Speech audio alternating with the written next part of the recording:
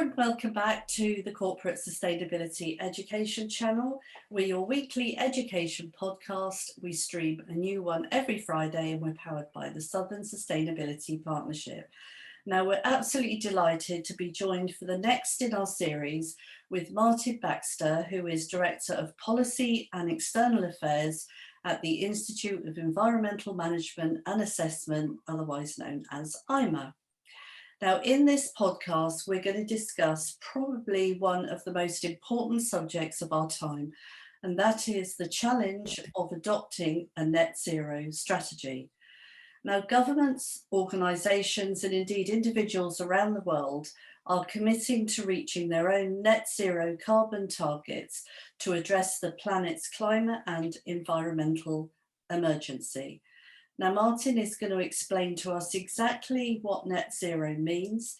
He's going to share insights and guidance on IEMA's own net zero pledge. And indeed, he's going to look at the pathway that other organisations can follow. And Martin, welcome back. And once again, thank you for tackling such a heavyweight subject. Well, no, it's great to be joining you again, and fantastic opportunity to dig into net zero and hopefully help people get an understanding of what it is and crucially take some action. Absolutely. And, we'll find out that there's a good way of being involved. It's not as daunting as you might think. So let's get straight into it then. So Martin, you can understand the people that follow this channel, the professionals, are at very different stages in their own corporate sustainability journeys. So as we alluded to, can you please explain, just so that everybody is clear on what exactly is meant by net zero carbon target?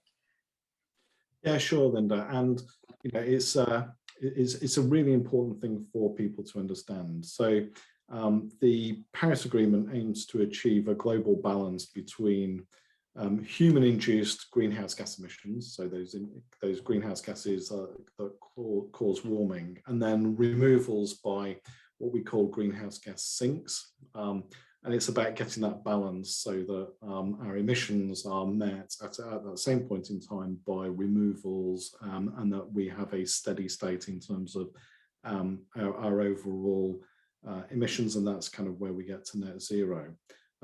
Sometimes people call it kind of planetary level carbon neutrality. So that's at a global scale, and then individual countries. So as in the UK, we've got under the Climate Change Act, now we have a net zero target where we want to reduce our emissions to 100% reduction compared to what they were in 1990, and to do that by 2050. So that's the UK's target. So this is all about getting that balance as quickly as possible between what we emit in terms of greenhouse gases and what we can capture in terms of our carbon sinks, and getting those in balance. Clearly, as human beings, we've all got a stake in this. We all have a stake in addressing climate change because we're all going to be affected by it. But with the challenges of running a business today, some businesses might be looking at other business and thinking, what exactly is it that is getting them to sit up and take notice and take action with regard to this? Yeah, it's a really good question. And I think, there are different ways in which businesses can look at it. But I think, there are two really important points. So the first thing is that, the climate is changing, and the consequences in terms of changing weather patterns can directly affect businesses. So whether it's flooding due to more intense rainfall, whether it's drought and excessive heat. So those impacts can be really substantial and can really impact on your organisation. Secondly, then there's this transition to net zero and the move away from fossil fuel-based consumption. And the policy and the regulatory changes that are coming through mean that some businesses are going to have to transform, whether they like it or not. And so really for businesses, both looking at physical climate risk and adapting and becoming more resilient to that, and then also that policy and technological developments which are starting to be factored into finance and investment decisions, means that you really do need to sit up and take notice, because wherever you look, whether it's your shareholders, whether it's your customers, whether it's governments, the pressure is coming that says we all have to be part of this journey to a net zero future. And therefore, the sooner you can plan for this as your business and in your organization, then the easier it is for you to both plan that transition. How do you move your business towards becoming net zero, and also where there are certainly business opportunities around this, then how can you start to capitalize on those? So I think there's lots of advantages for businesses taking notice of this, and really big risks if they don't. So are organisations that you talk to day in, day out experiencing real concrete benefits from signing up to net zero? Yeah, I think definitely, and we're seeing lots of organisations that are making commitments, that's first of all, and then actually taking climate action and really benefiting from that. So, one is, of course, the easy one is always about energy efficiency and reducing the amount of energy that you consume. That's really, really important. And it might sound a bit boring, and it's maybe not as exciting as kind of some other initiatives, but that definitely, the payback periods on reducing energy consumption are genuinely really important, and something that businesses can benefit from. So kind of reducing that cost base. But I think the other case is just that economic clincher, which is that by doubling down on both energy efficiency and also looking at how you can switch to different ways of powering your business and finding better ways of doing things creates new opportunities as well. So we're seeing some of the investment in new technologies. Depending on where you are on your business type, it might be that you are providing some of those new technologies, or that you've been able to adopt low carbon solutions in your product mix, which makes your products more competitive and more desirable for others, so you can start to grow your market share or enter new markets. So there's a definite kind of benefit from that when you start to look at what your contribution can be. And you just end up de-risking your business, because if you get left behind on this transition, suddenly you might find that your business is no longer relevant in a low carbon net zero future. So I think depending on your sector and your business type, it's really important that you get on this journey, because the benefit from taking early action is that not only does the climate benefit, but your organisation will too. Yes, well, you heard it here now, how important it is, yes, but also the benefits are out there to be had. And, there's nothing like hearing it from Martin from IEMA rather than us telling you that. So thanks for that, Martin. We can't afford to ignore the fact that for some organisations, they will be taking a look at this, but actually finding the thought of it quite daunting. Are there simple structures that they can access now that will act for them as a step-to-step guide, if you like? Yeah, there are a few things out there that can really provide support. For example, IEMA, we published a greenhouse gas management hierarchy to help organisations, put a little bit of structure around this. So one is about, eliminating those greenhouse gases if you can by changing kind of things in your organisation, or reducing your consumption of greenhouse gases and your use of them, so you're becoming more efficient. Substituting, switching fuel types can be really good part of that transition.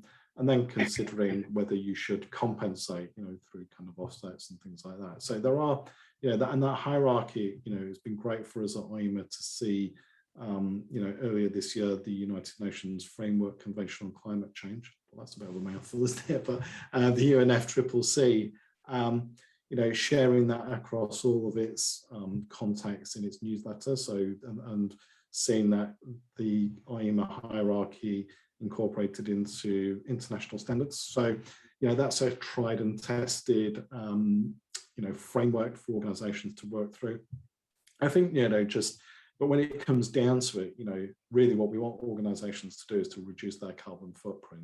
And we've been working as part of a collaboration through something called the Broadway Initiative on a zero carbon business hub, particularly focused on small and medium-sized companies, because I think, quite often the large companies have a lot of resource that they can put into this, and that's great. But what we want to do is to make it really, really easy for SMEs, which are often time poor in terms of their ability to kind of be able to get onto this and take focus, is to actually take positive action. So ways to reduce your carbon footprint could be about how do you reduce the impact of your transport, or can you recycle more and reduce waste? That can be really beneficial. Can you switch to renewable energy? Can you use electric vehicles? Can you insulation in your workplace? That means that you can you need less heat for less energy for heating and cooling. So kind of practical steps that organizations can take. And then you can start to think about how you track your progress. So there are lots of carbon calculators out there that provide different ways in which you can start to quantifying an account for your emissions, if that's where you need to get to next. So yeah, there's real opportunities out there for companies to start to think about those practical steps and easy ways to start to build up that business case for, sometimes you might need to make an investment, but then working out what those payback periods might be. So yeah, there's a lot of help and advice out there. I think if we can get this, moving this zero carbon business hub to the next stage, will really provide some clear direction for particularly SMEs.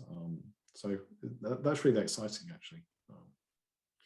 Yeah, and what we found interesting as well is we've talked to some SMEs, and then they have found that once they start to really drill down and take a good look at what's happening within their company with this in mind, they then find that they might have put some things in place already, albeit that it might be that they were trying to reduce costs of their energy or something. So they did a few things that cut costs, but actually they found that they were able to tick some of those things off towards their net zero, towards their corporate sustainability strategy. I think it can be quite uplifting to know actually how much you are doing without realizing that it comes under that banner. So, yeah, you might not be starting from the absolute beginning. You just need to start looking at it, really. Absolutely. I mean, if we could, what we want to do is to embed net zero thinking as not necessarily have to be always conscionable kind of as a conscious decision, but actually it just becomes the way in which you do business, because it's the best way to do business. And if it's the best way to do business, then the products and services that you purchase as an organization, or that you provide into the marketplace, you will just make sure that you're providing kind of low carbon, net zero options and opportunities. And so you just do it as a matter of course. And I think that's where it becomes really powerful. If everybody's aligned towards that, then it just becomes the way in which you do business rather than bolting things on at the side. Yeah, and rarely ever heard a business talk about this and then say there wasn't some benefit at the end of it. And that, so that's a good thing that drives us with the work that we're doing, doesn't it? So I guess when the company does look at this, one of the questions they are going to be asking themselves is there any financial support out there? Are there any grants, funding, specific finance options, for example? Yeah, I mean, there are various initiatives that come and go. And I think quite a lot are locally based. So there are, we've seen, there's a fantastic program in Lancashire through the Chamber of Commerce there that has got lots of practical support and help, and you can get free consultancy and advice and support. So I would always strongly advise linking into your local networks, because different local authorities or chambers of commerce and others have got access to things that are relevant in your community. So kind of think about that. I mean, there have been various incentives in terms of tariffs which come and go. So kind of, we've seen that for, feed-in tariffs for solar and things like that, but then they kind of vary and they can disappear quite quickly. And then there's the Green Deal grants for home insulation and home energy things. On a bigger scale, the government does have its net zero innovation portfolio. So there are various funds there and initiatives. Some of them are kind of very big scale, things about future of offshore wind and energy storage and flexibility and bioenergy. So depending on kind of what you're involved in, it might be worth having a look at the BEIS website there. There's support for businesses in terms of, say, industrial fuel switching. So there are some things that are there, but they might be a little bit too large scale for some organizations, but kind of having a look. And then private sector finance, there's an initiative called Bankers for Net Zero. And what they're looking at is, okay, how can they start to think about giving ready access to loans or support for SMEs and others that are investing in net zero futures. So they want their businesses to be successful.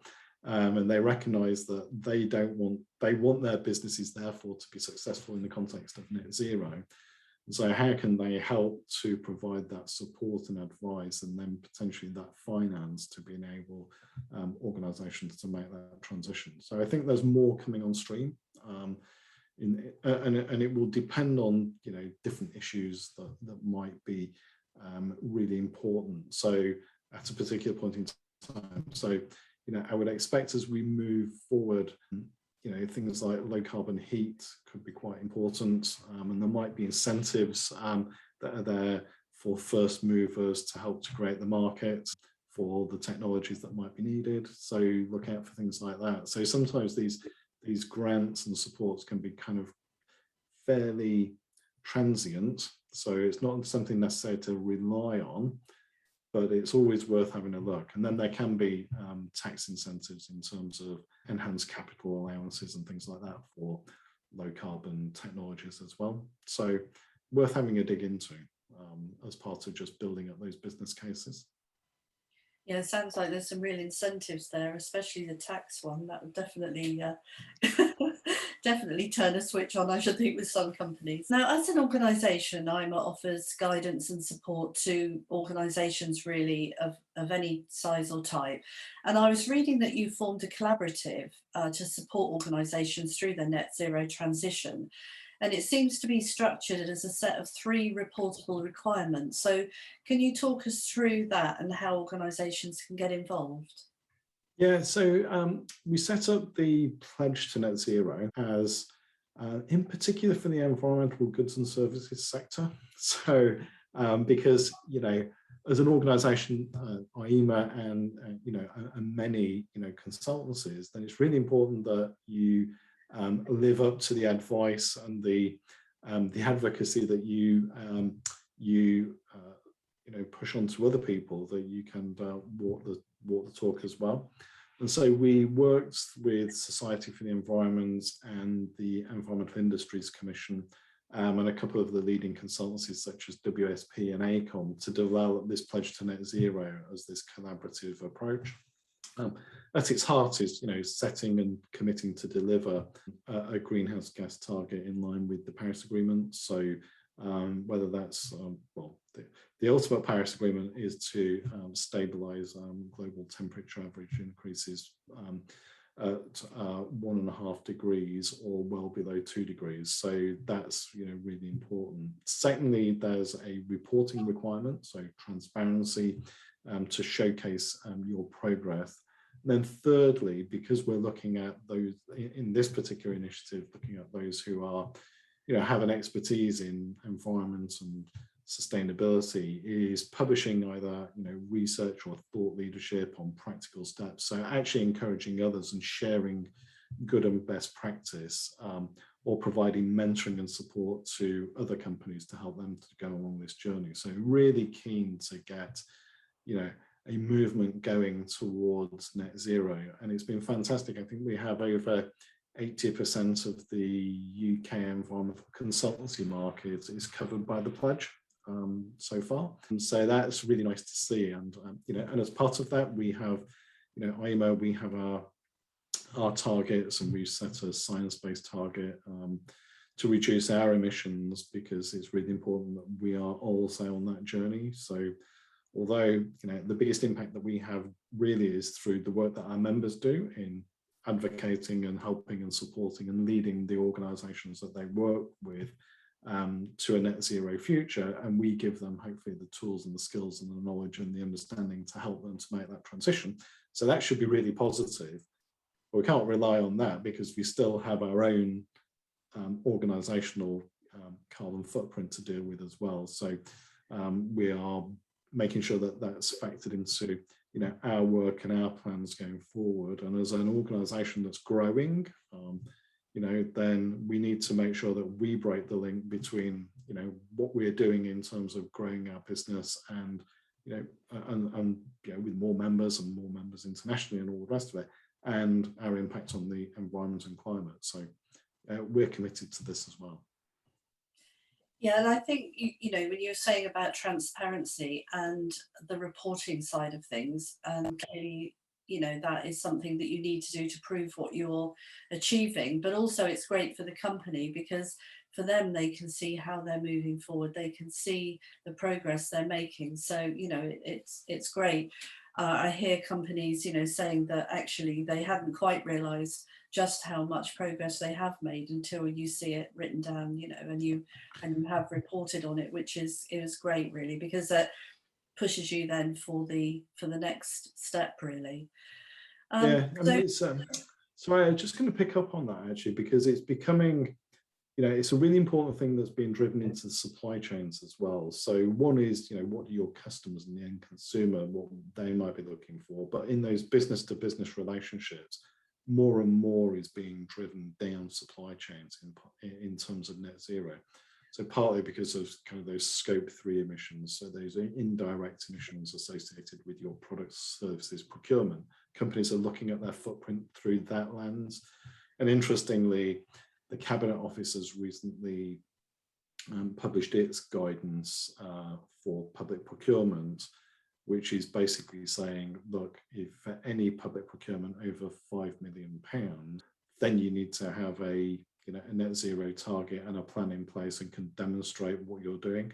So suddenly what we're having is public procurement being aligned to that net zero future, and that will drive things through the economy because, of course, companies are, lots of public contracts that people are involved in, or might be a subcontractor into, etc. So I think it's really important, therefore, that you are able to not just take the action, which is really important, but then it might be really important for you to be able to demonstrate that action to your supply chain or to your customer base, because they want to do work and business with people who are also part of that journey.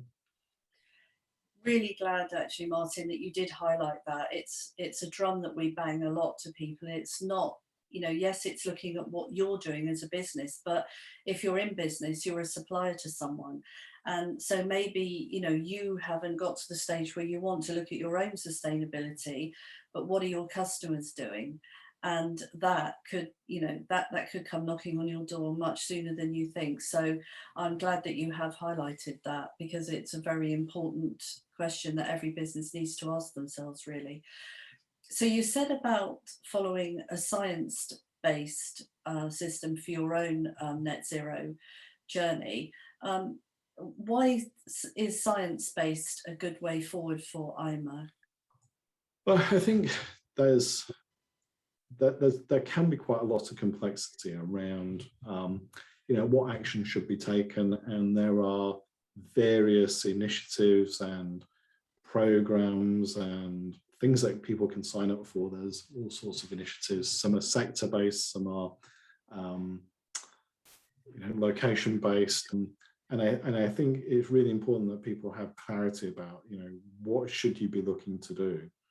And what the science says is that what we need is to firstly focus on an absolute reduction in emissions. So although we talk about net zero, really what we need to start to do is to focus on zero, not net, first of all. And that science-based approach basically says, look, you really need to reduce your absolute emissions and crack on with that, and we need to accelerate our action towards that absolute zero. And then if you can't go any further, then you can compensate, but don't think that compensation and offsetting and not reducing your absolute emissions is going to be good enough. So I think the really important thing for us is that science-based target helps to really drive action on an absolute emissions reduction in line with the Paris Agreement. Now, on top of that, we also, so we have a science-based target, and that's what we're working towards. And, you know, I'm absolutely convinced we will hit it because we are determined to, and we've got time to. But secondly, you know, we also compensate and offset our residual emissions to get that done as well. But that's not in the absence of that science-based target with an absolute emissions reduction. So that's why we've done it for, you know, credibility reasons, and it's the right thing to do. Martin, can you talk us through the Climate Neutral Now initiative? Yeah, so the United Nations has got their Climate Neutral Now, which is basically saying on that transition to net zero, what they're looking for is, you know, companies to and organisations to measure, reduce, and then contribute to eliminating emissions. And so what they're advocating is that, you know, understand what your carbon footprint is, reduce it, so make sure that you are on this reduction trajectory and make sure that that's aligned to Paris, and then contribute to compensating emissions or helping others on the way. They have a scheme to be able to kind of provide that support and recognition.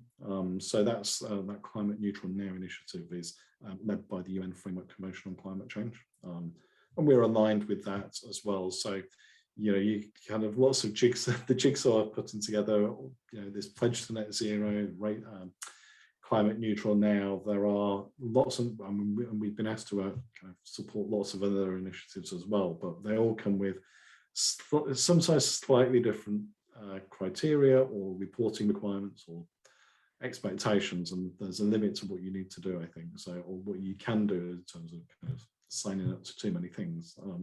So yeah, but all of these are very similar in terms of what they're asking organisations to do and the expectations. So, but good to know what they are, I think, and then you can make your choices as businesses and organisations going forward.